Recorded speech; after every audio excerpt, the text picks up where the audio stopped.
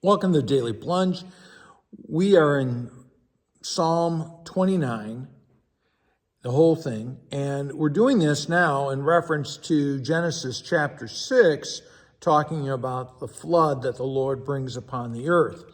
Now, in this psalm, that it talks about, 15 times the name the Lord is used, and about how the flood is a demonstration of God's almighty power.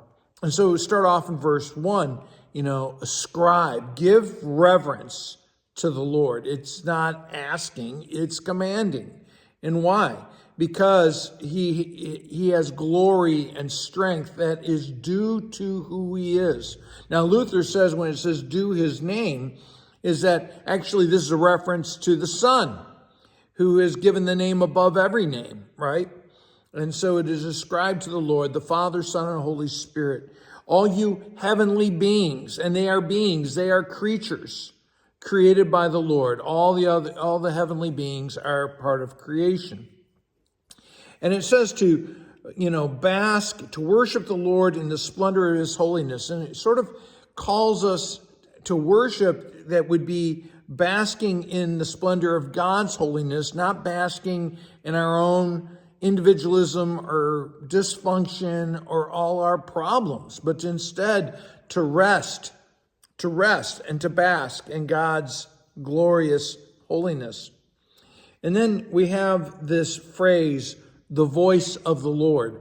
And the voice of the Lord is that God simply speaks and he makes things happen. That God wills things to happen, doesn't have to bend down out of heaven to whip things up, right? He simply speaks. And, the first part of this is that the voice of the Lord thunders over the mighty waters, rather than some reference to a thunder god like Zeus or Thor or some god of rain like Baal.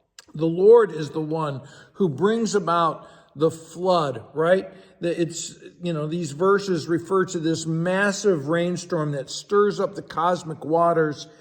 And, it's so powerful that it shatters these mighty cedars and oak trees.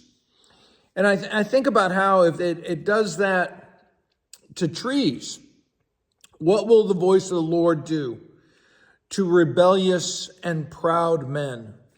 And that's exactly what the flood does. As one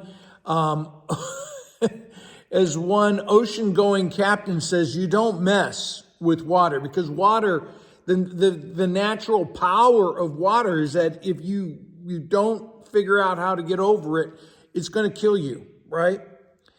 The water is just so powerful, and the voice of the Lord is powerful, it's magnificent, it is unrivaled divine power, as it speaks about in verse 4. The voice of the Lord, these sheer words, breaks the cedars, right? And think about what it says in Deuteronomy 18, let us not hear the voice of the Lord or we will die. Or verse Isaiah 30, where it talks about how the voice of the Lord will shatter his enemies. So the voice of the Lord has this great power. And he goes on, right, about how if it strips the forest bare, it strips away all our pretensions. It strips bare our alleged holiness to get down to the truth of our sin, right? And in his temple, the holy temple, the temple in heaven, all cry glory. The Lord sits enthroned over the flood because he is king. And the Lord gives strength to his people, and he blesses his people with peace after the flood, right? So, well, and that's one of the things, that the sons of God observe what God has done, and they respond with praise. Well, hey, if you like the Daily Plunge, please take time to like, share, subscribe. Make sure that this video gets around to others. Have a blessed day.